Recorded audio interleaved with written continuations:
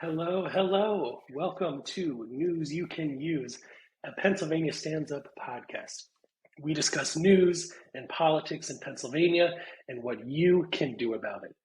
I'm your host, Pele IrgangLaden, organizing director at Pennsylvania Stands Up.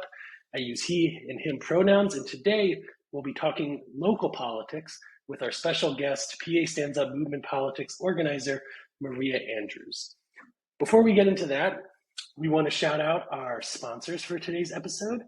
News You Can Use is brought to you by listeners like yourself who have become recurring dues-paying members at PA Stands Up. Our members get to vote on candidate endorsements, have access to our trainings and leadership opportunities, and have a strong ownership in building a Pennsylvania that works for all of us. And I'm joined here today at the top of our program by our communications extraordinaire, director of narrative communications, Dr. Ashley Strange. Ash, I am stressed and blessed. Just peachy, Pele. How you doing? I am doing great. You know, ever since daylight savings started, life is just a lot better. So I am totally on team daylight savings forever. More time in the afternoon, less light in the morning. Don't need that light in the morning. I'm asleep anyway. Light in the afternoon. So I'm doing great. I mean, I was born and raised in Alaska, and around this time of year, we get about 3 hours of sunlight a day. So, you know, any sunlight I can take, I'm going to take it. But you know, until we figure out how to actually move the sun to where we need it to be, I think daylight savings is working in our favor now that I'm not driving school buses anymore or anything. Pele, I'm in Allentown, and you're in Philly. There's some folks running in Philly that are just the weirdest. I'm gonna say, like when it comes to candidates, we've got some real oddballs in Pennsylvania, and personally, I know a lot of people named Scott, and I'd say 98% of the people named Scott that I know are really just weird. But here in Pennsylvania, that word has changed to Jeff. What's going on with the Jeffs around here? You know, we got to talk about Jeff. We absolutely got to talk about Jeff. The Jeffs are really causing some trouble in Pennsylvania. And you know, two prominent Jeffs that we ought to highlight today. One is a man who is running for mayor in Philadelphia named Jeff Brown. Jeff Brown is a millionaire, is wealthy, and in recent weeks, Jeff Brown paid to put out a poll on the mayoral election in which he is running. And Ash, I'm wondering if you have a guess for the poll that Jeff Brown paid for. Who do you think that poll has winning the Philly mayoral election? I mean, I'd say it's Jeff. Is it Jeff? It's Jeff. It's goddamn Jeff. So of course it's Jeff, and you know, it is so funny to me to see these wealthy losers put out polls that say they're going to win. What? First off, is Jeff single? I need to know, because you mentioned he was a millionaire. Good question, and I don't know. All right, maybe he can set out a poll, and the poll will decide if he's single or not, and then we can see if we're gonna get any money in here. But how many people are actually running for mayor in Philadelphia? Somewhere between like 8 and 20. I think it's somewhere around 10 at this point. Jeff Brown's the only one that paid for his own poll that said he is going to win. But you know, Ash, he's not the only Jeff that I have problems with in Pennsylvania. Because there's this other guy that really everyone should know about, whose name is Jeffrey Yass. And Jeffrey Yass is the third biggest political donor in the United States. He is super, super wealthy. He's a billionaire, capital B. And, you know, there was a news story the other day that he gave $2.5 million to Ron DeSantis There's a presidential run, or alleged presidential run, should I say. But Jeff Yass, right, this guy, he has money all over Pennsylvania in the private school movement and the anti-worker movements, and he just gave $2.5 million to Ron DeSantis. And honestly, come on, Jeff. That's what I have to say. Come on, Jeff. Like there are ways to use the money for good, and Jeff, I think, has proven, Jeff Yass, Jeff Brown too, but I think Jeff Yass has proven time and time again that he's going to take his money and he's going to put it toward like defunding things like public schools,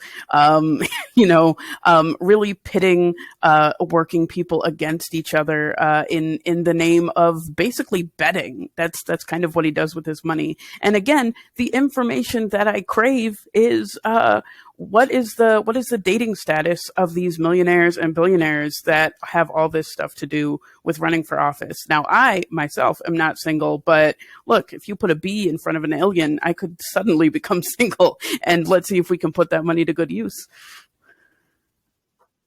Yeah, how about this? If you're listening to this and you're looking to get a date with a wealthy Jeff, why don't you send us an email at wealthyjeffs@PAstandsup.com, and we'll get back to you very quickly. Oh, man. Quickly. I mean, there's so much going on with folks named Jeff. And if you know a Jeff who's not a millionaire, but is also not a bad person, we're not talking about people who spell it GEOFF. Those people are unsavable, unfortunately. But if you know someone who is willing to rename and reclaim the name of Jeff, be one of the good ones. Donate to Pennsylvania Stands Up. Hashtag be a good Jeff. Hashtag not all Jeffs. Hashtag is Jeff single.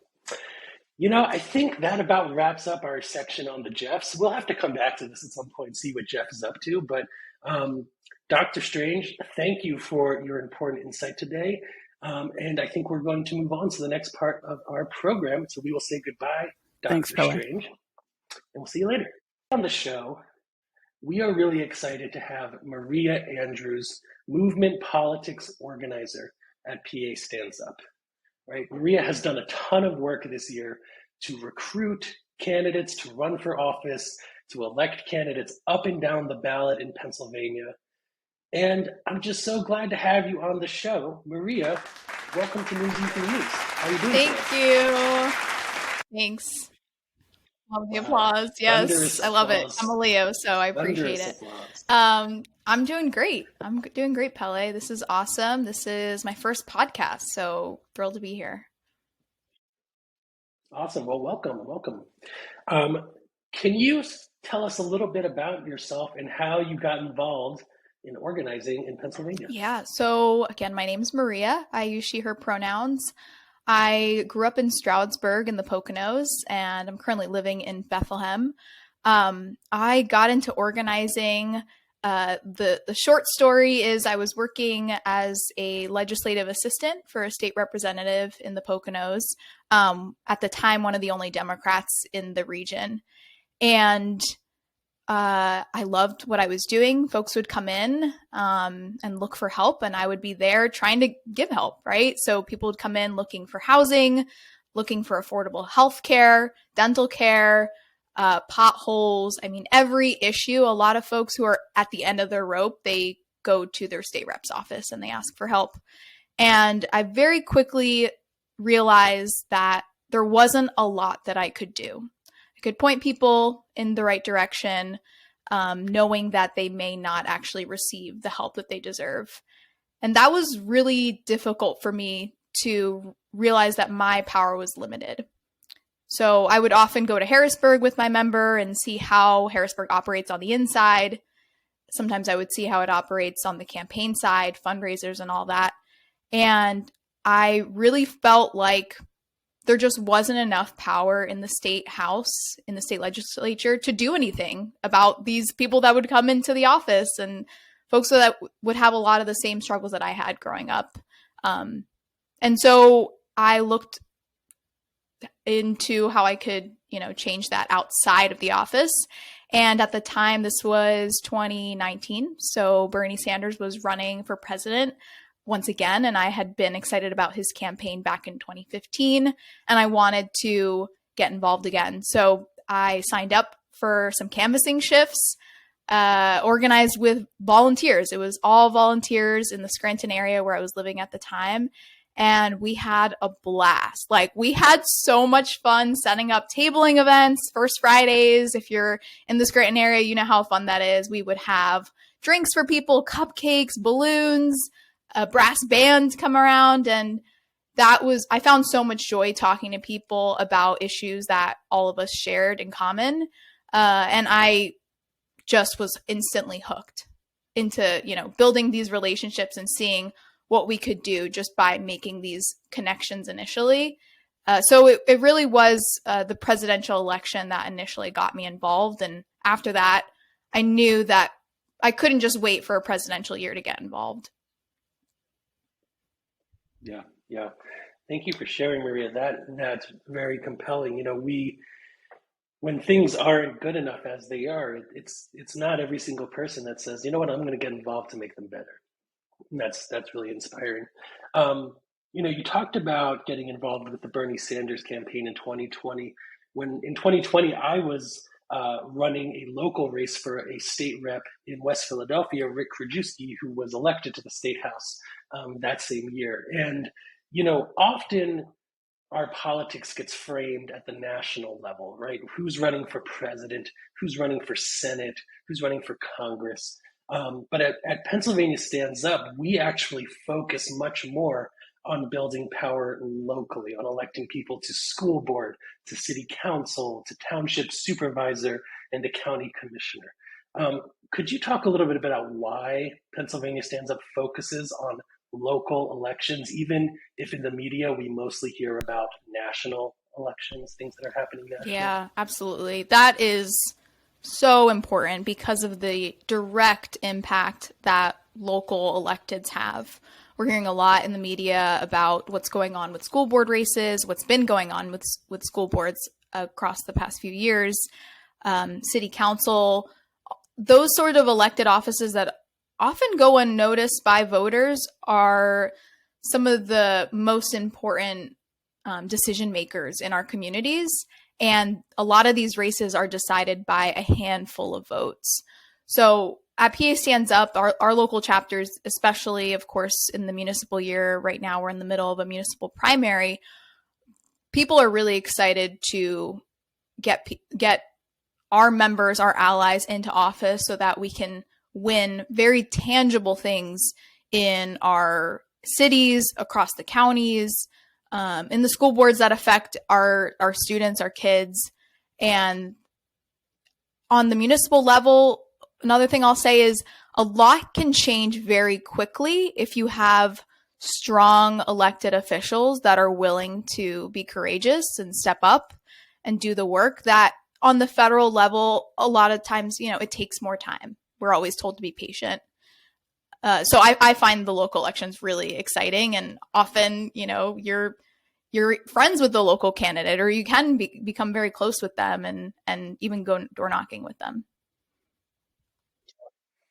Yeah, I think it's so cool how, in national elections, people will spend millions and millions of dollars. Something like, $6 billion was spent in the 2022 elections. And then you have these local seats where, like you said, it's a handful of votes. It's really, it really comes down to turning people out, to having good candidates and doing the work where you can really change things that impact folks locally a lot more than what happens in the Congress or the Senate. What happens in your local school board, your local city council, your local county commissioners may end up impacting your day-to-day life in a way that federal politics, national politics don't right now. And, PA Stands Up, right? We have members across our regions, across our chapters, and PA Stands Up endorses people to run for office. Could you talk about why PA Stands Up endorses people, supports people to run for office, and then how that endorsement process works? Yeah. So well, I'll tell you this. We've got 8 total endorsed candidates who were across a handful of our chapters starting in February. And now we have a lot more endorsed candidates. So all this to say is starting early in the endorsement process has actually helped us to support our candidates. In a municipal year, a lot of people, it's their first time running, or they're just getting into politics and they don't know how to campaign, understandably, right? It's something that is this mystical thing, running for office. We don't want it to be that way. So we endorse our candidates because we want to make sure that if we have our members running or our allies, they're able to get the sort of training and resources that they deserve. And so we've been having those sorts of programs going on, mentorships with current electeds. Part of the endorsement, the reason why we do that is to have accountability as well. So, let me actually share about the process. So the endorsement is something that is held by our electoral teams. Each chapter has an electoral team that is completely member-led. So if you're listening out there, you want to get involved in electoral organizing, there are actually teams of people, everyday members that make these decisions, and they create an endorsement application. The application asks questions based on values, based on what is the candidate's story, how are they planning on winning, all these sorts of questions to get an idea of who's running. And after we send out the application, it's available for people to apply. All of our dues-paying members meet to vote. So they review all the applications, see what candidates have to say. Some candidates, like I said, are our members, which is awesome. Some we've never heard of and are just stepping up to the scene. And this gives us an idea of what their vision is and why they're running.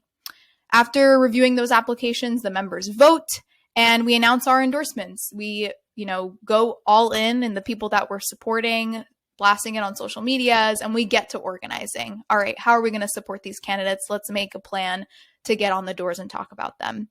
So that's a little bit of the process. And going back to why, again, the accountability. When you're a candidate and you apply, in our application, we ask, are you going to take any money from corporate PACs, from the fossil fuel industry, from lobbyists? And when you say no, you're not going to, we're going to hold you to that. So we know, you're going to be working for us.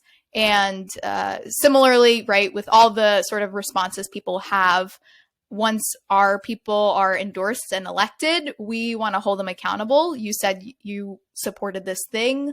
Let's see you enact it. So that's a big part of the endorsement. And last thing is to get our members engaged. That's a part of endorsing, is showing that this is not, these decisions can be made by you, by the members. So I find the process really exciting because, like I said, we have some great candidates who are running for re-election, which is really cool to say that we have endorsed candidates that we've supported in the past, and now they're stepping up to run again, and so that they can follow through on their visions. And we have some new people. We have young candidates as well. Great. Thanks for laying that out for us, Maria. And so you've been talking to, tens, if not dozens of candidates across Pennsylvania, trying to find the ones that stand out, that Pennsylvania Stands Up might want to endorse and support in their election. What makes the candidates that we have endorsed so far, what makes them stand out from the rest, from their opponents and from others? What's different about PA Stands Up endorsed candidates?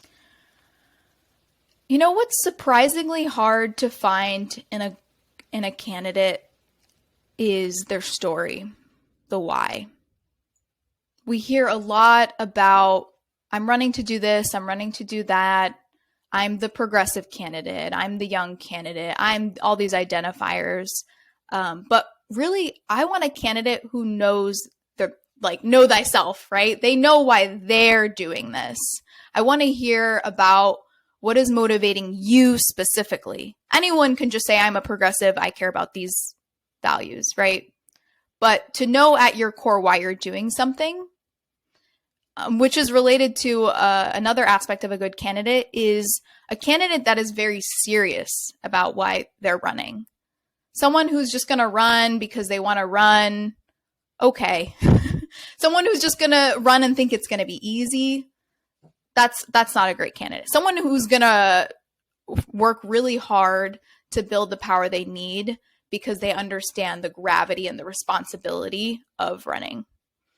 Another thing I'll say is having a base of supporters makes a great candidate. This doesn't mean that you need to have 100 people behind you when you're first announcing you're going to run. But if you have even a group of friends who are going to get behind you, a group of family members, people that you've just built relationships over time through volunteering, community organizing, PTA, community cleanups. These are some of the qualities that our current endorsed candidates have. Having those people that you can ask them to put in their time. You can ask them to speak on your behalf to other voters. That is incredibly important in running a grassroots campaign, right? If you can be a candidate who has all the money in the world and has no base, but that's not exciting to me. And the last thing I'll say is a candidate who has a vision, who has an idea of what they're trying to build. We have a candidate, Mark Schaefer, who's running for Wilkes-Barre City Council, who's really passionate about affordable housing. That is something tangible that can be done on city council level, and being very clear about what you're trying to do just, again, relates to the seriousness. Like, okay, you know what you're trying to build. So those are some qualities that stand out to me being a good candidate. Yeah, I think it's so compelling that the first thing you said was that they are willing and able to tell stories, right? We see so many candidates who just have the laundry list of issues that they have, or they have like their resume, like I've worked here, I've managed this. And what people running for office really, really get wrong sometimes is more than any of those things, people want to know that you are a real, authentic person that has struggled with something in the world that maybe they have also struggled with. So I find that really compelling. Maria, one of the things you said that I love that we do here at Pennsylvania Stands Up is we support people that are running for office for the first time, right? We support people running for office who maybe never thought that they would run for office. And if you were talking to someone running for office, maybe someone is listening right now who's running for office or thinking about it, what are the top 3 pieces of advice that you would give to them? That's a great question. And if you're listening to this right now and you even have an inkling that you want the power to create the change, like, let's do it. Let's do it. Right? So the first thing you can do is reflect on the why. Reflect on why, if you're thinking of running for school board, really think about why you want to run for school board. If you're thinking about running for state house, why that position? There's so many positions you can run for: magistrate, district judge, state, Senate. I mean, the list goes on. But getting clear on why. All I can keep thinking is why. And maybe that's just journaling it down, sharing it with others, getting feedback. Which connects to my second piece of advice is building a team of people you can rely on. A lot of times we call them kitchen cabinets, kitchen whatever. There's all these different names, committees, just a solid group of people that you can ask for support. That can be your best friend. That can be someone that you've door knocked with before. Just people you can rely on to then help you sort of build the plane. Right? You can't do it yourself. It's just not possible unless you're Jeffrey and you have billions of dollars. So having that, having a group of people, because it's tough. It's not easy running for office, and part of it is having that emotional support. And the third thing I would say is start early.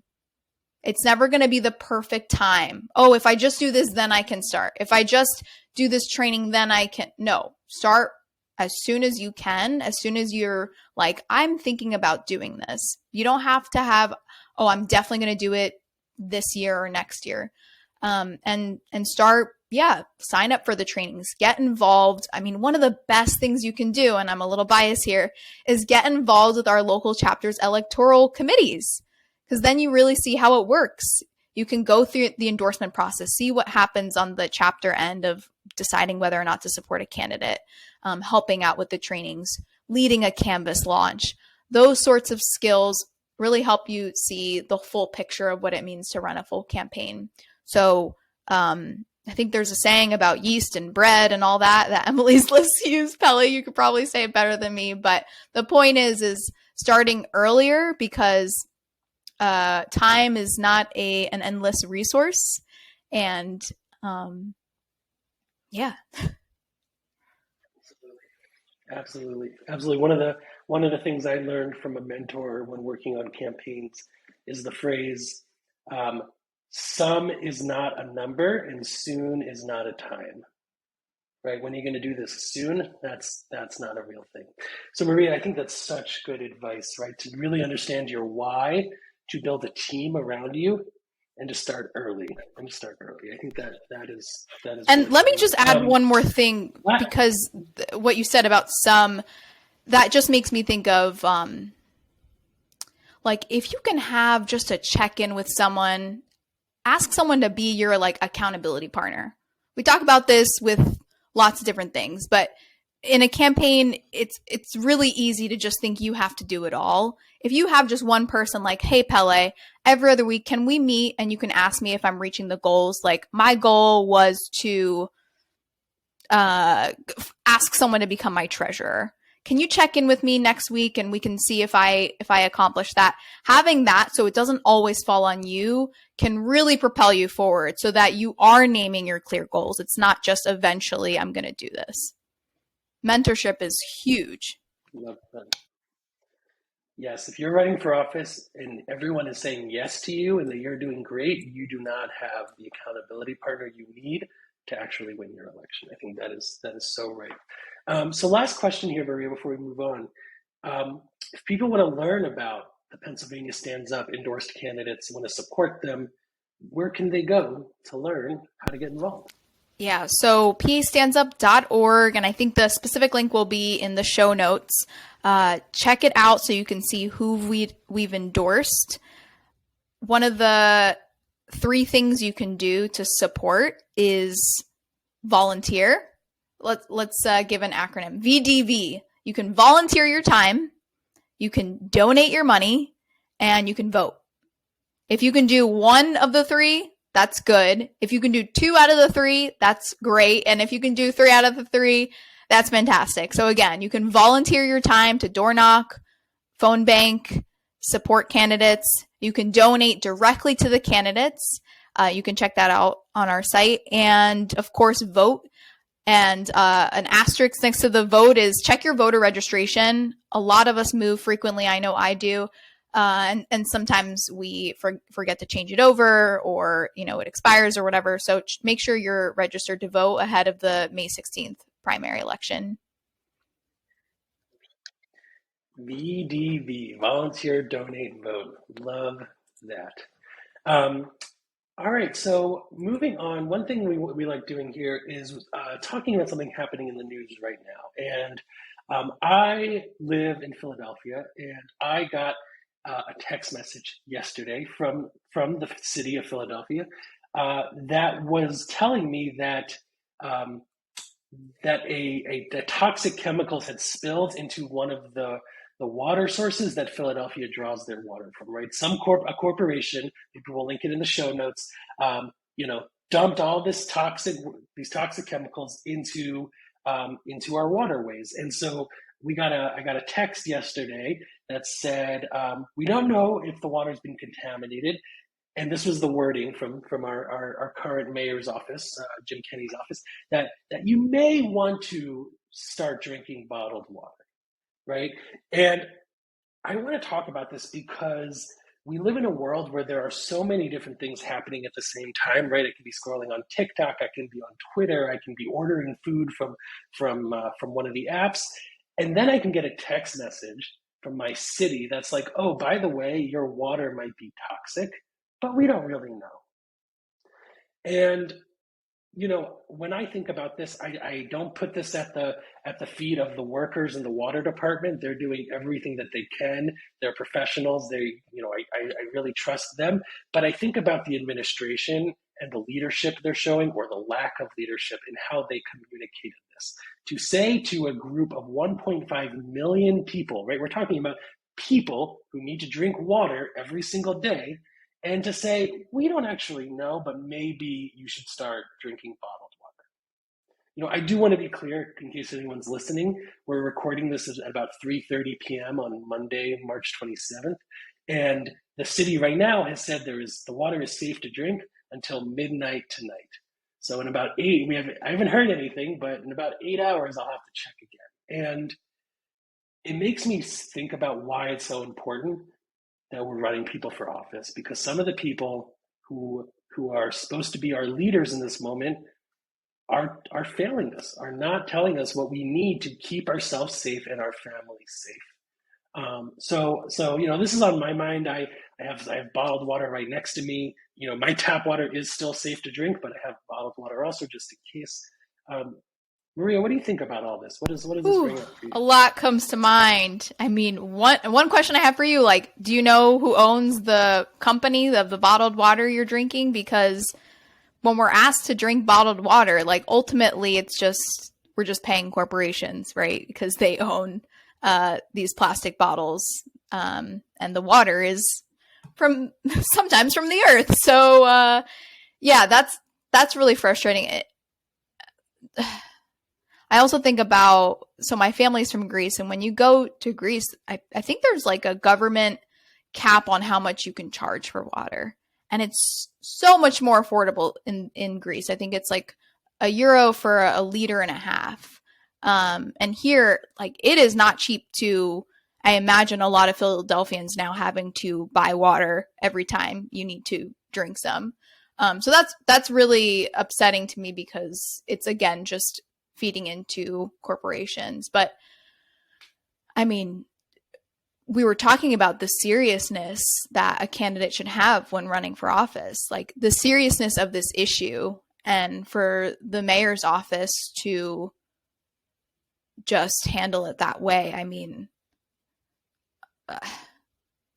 how disappointing. Our people deserve better. And this issue is not just in Philly. Of course, we know it's all across the U.S. I mean, it's all across the globe as far as access to water, which is so essential. And we see, the offices of city council have direct impacts into our lives, into what we put in our bodies.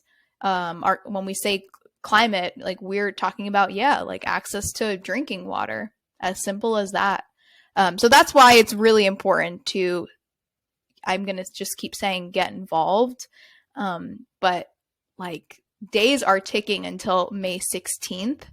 And if you can, if you're listening, I know we are all busy, right? That's not going to change. If you can give just a little bit of your time to organize, to get these awesome people that we've endorsed across Philadelphia, Reading, Scranton, Wilkes-Barre, Allentown, and rural areas as well, we can really make changes so that just the example of what's going on in Philadelphia with the quality of water and toxicity, that we can make that not the norm.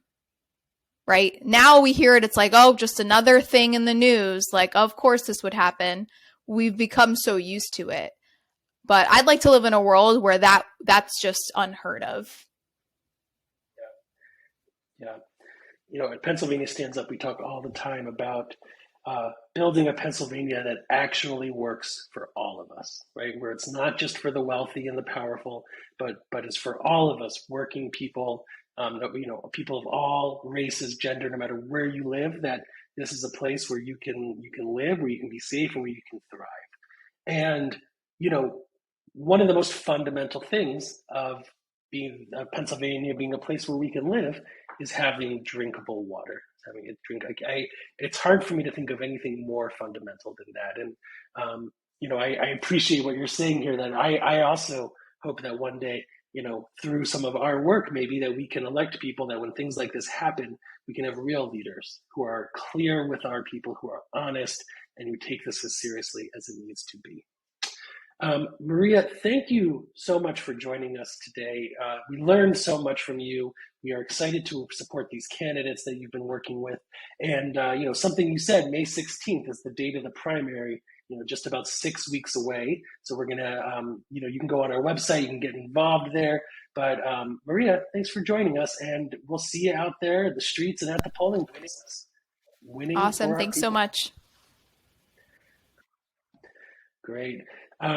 We have lots of events coming up with Pennsylvania Stands Up. We are running a big campaign to secure more money for the whole home repair program. You heard a little bit about that last week. And then we have lots of other ways to get involved with our elections, with our local work. Click on the note in the show notes here. Click on the link and you will see all of that.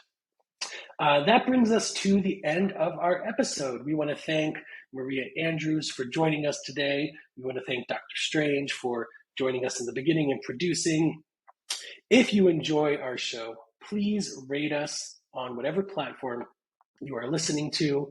And be sure to come back in 2 weeks, where we will have a special guest from Senator Nikhil Saval's office to talk about making home repair dreams come true.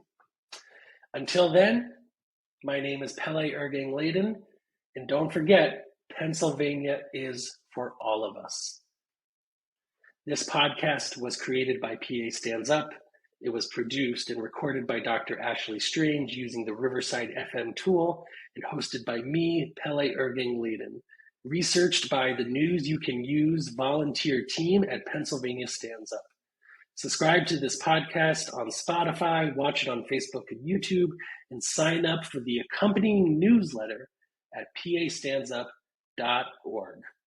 We'll see you in the streets.